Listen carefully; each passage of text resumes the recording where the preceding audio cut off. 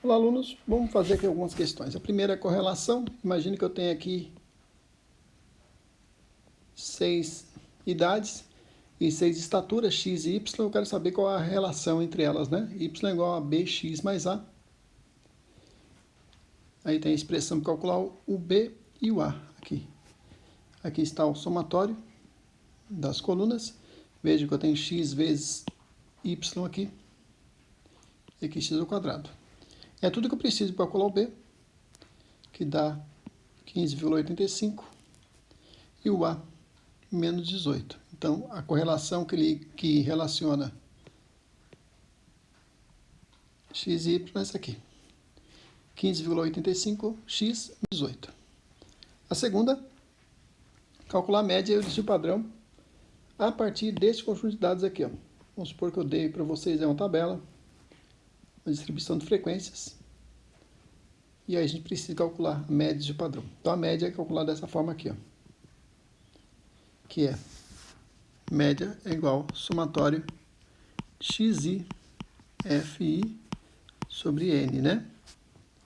Vejam que o xi é a média entre esses dois valores aqui, ó. Sempre vai ser isso. Tá nessa coluna. E a frequência está aqui, ó. O n é a quantidade total, que é 44, né? Então vejam que o somatório dá 7.590, está aqui em cima, e aqui embaixo a quantidade de números. Já a variância, né? S ao quadrado é variância. É dado por essa expressão.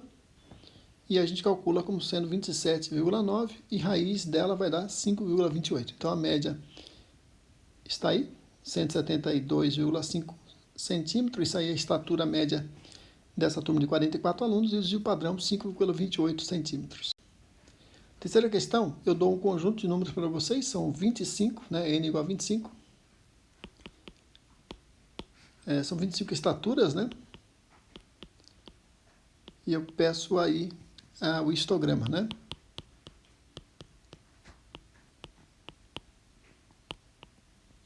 Vejam que eu sugeri 5 classes, então amplitude é o valor maior, que é 178, menos 148, dá 30, né?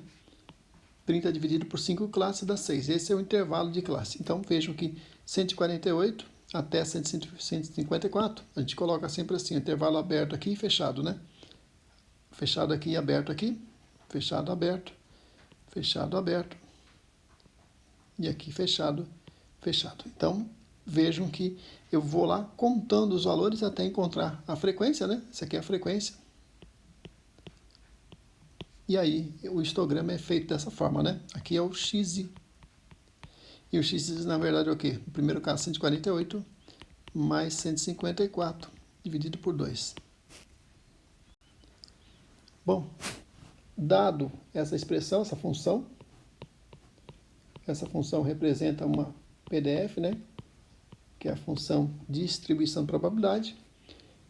A gente solicita o cálculo da variância dela. Então, que é dado por essa expressão aqui. E a gente sabe que o e de x é igual a integral de menos infinito até infinito de x, f de x dx. E o e de x ao quadrado é igual a integral de menos infinito a infinito de x ao quadrado f de x dx. Fazendo isso, né, nós encontramos aí que o e de x é 5/8, o e de x ao quadrado é 9 sobre 20, e a variância é dada por essa expressão, 9 sobre 20 menos, né, 5/8 elevado ao quadrado,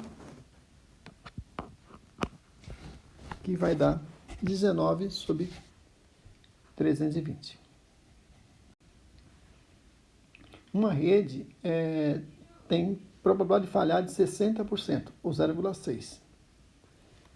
Logo, a probabilidade de funcionar bem é 0,4. Vamos supor que em 3 dias de observação, eu quero saber qual é a distribuição de frequência e qual é a frequência, o valor esperado de falhas em 3 dias. Suponha que x seja variável aleatória, que seja número de dias de falha da rede. Bom, a gente tem 3 dias, né? Então, a gente sabe que no primeiro dia pode falhar ou não falhar. Se falhou no primeiro dia, também pode não falhar ou falhar no segundo dia. Então, a gente constrói essa árvore aqui, né? Só que observando que a probabilidade de não falhar é 0,4 e de falhar é 0,6, não é isso?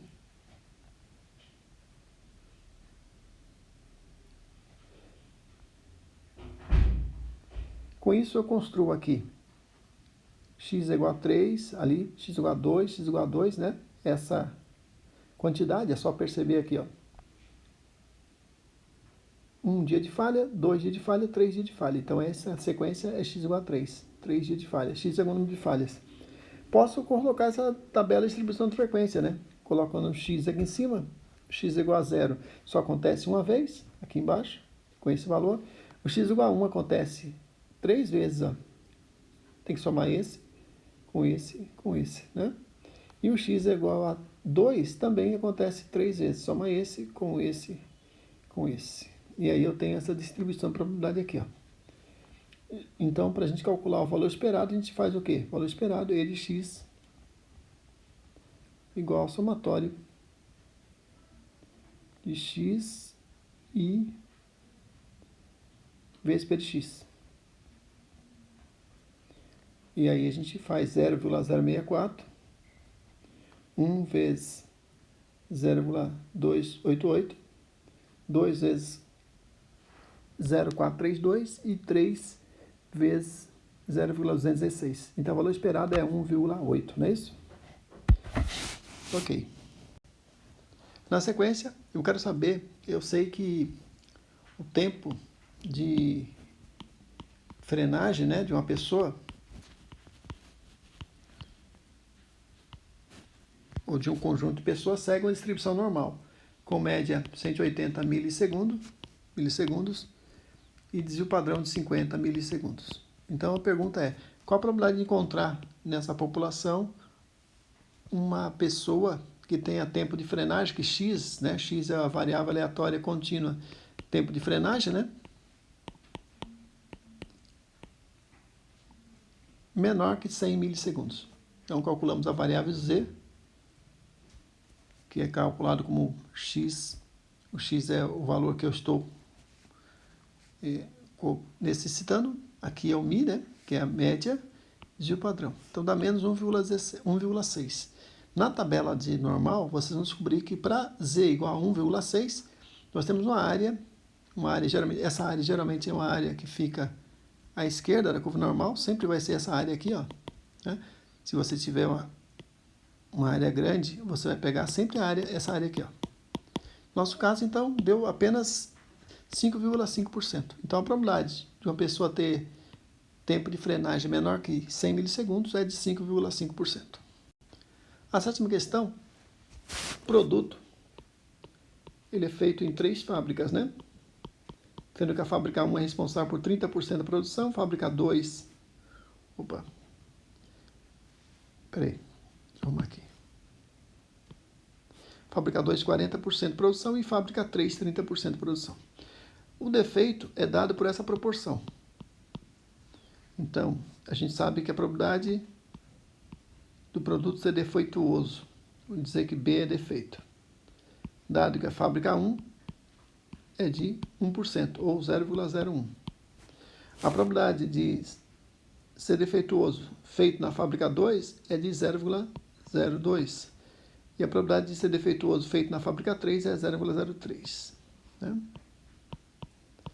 Então, a gente pode fazer isso de maneira gráfica, o diagrama de Venn aqui, ó. Ou pode fazer pelo teorema de Bayes, né? Que é dado por essa expressão aqui, ó. Primeiro, você pode calcular aí qual é a probabilidade de defeito, que é dado. Probabilidade de defeito na fábrica 2 vezes a quantidade de produto defeituoso na fábrica 2. Aí, nessa outra multiplicação, fábrica 1 vezes o defeito na fábrica 1 e probabilidade de ter feito na fábrica 3 vezes a probabilidade de ter defeito dos produtos feitos na fábrica 3. Dá 0,02 ou 2%. Pelo teorema de Bayes, então, a probabilidade de defeito vai aqui embaixo. Já está calculado. Esse 0,02 coloca ali embaixo na equação. E em cima você faz probabilidade de ser feito na fábrica 3. Dado que ele tem defeito, é a probabilidade de ser feito na fábrica 3, que é 30%, vezes a probabilidade de ter defeito, se ele foi feito na fábrica 3, que é 0,03, dividido pela probabilidade de defeito, que dá 45%. Né? Graficamente, você obtém a mesma informação. Basta, vamos supor que aqui eu tenha a produção de 1.000 peças, né? Então, na fábrica 1 eu tenho 300 peças, fábrica 2, fábrica 3 eu tenho 300 e fábrica 2, 400. Desses produtos aí, eu sei que tem defeito esse conjunto aqui dentro, né? É só multiplicar, fazer as probabilidades. E aí eu consigo saber que são 20 peças com defeito em 1.000, né? Que é 1.000. Que dá 0,02 ou 2%. É isso. A próxima aqui, a gente tem aí distribuição de chuvas em Florianópolis, né? Então, significa que a probabilidade de ter apenas nenhum dia de chuva, 0 dia de chuva, é de apenas, é de 30%. Agora, de ter 7 dias com chuva na semana, a probabilidade é de 5%, como está aqui escrito. Para a gente calcular qual o valor esperado, né, qual a variância e o valor esperado de chuva, a gente vai usar essa seguinte expressão. Isso aqui, então, é o valor esperado, E de x. É o número de dias de chuva por semana esperado. Então, isso é como é que eu obtive essas probabilidades aqui? A gente pode pegar 52 semanas do ano, contar quantos dias choveram em cada uma das semanas e fazer essa distribuição. Então, a gente faz x vezes pi aqui, que é a probabilidade de xi, e x ao quadrado vezes a probabilidade de xi. Né?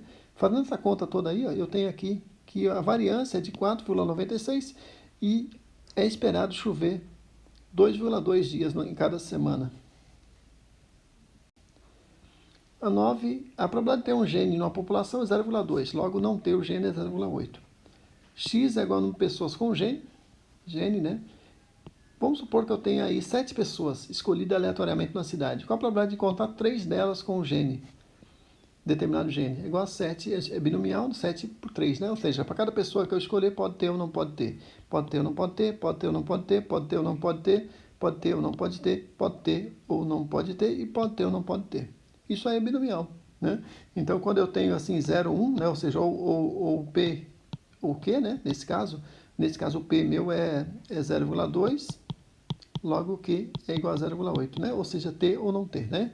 Então, vejo que fazendo essa conta, eu obtenho aí 11%. Essa probabilidade de uma pessoa, de 3 pessoas, exatamente 3 pessoas terem o gene na população. Finalmente, aí são alarmes, né? A probabilidade do alarme funcionar é dada pela letra probabilidade de funcionar, 0,95 ou 95%. Alarme A.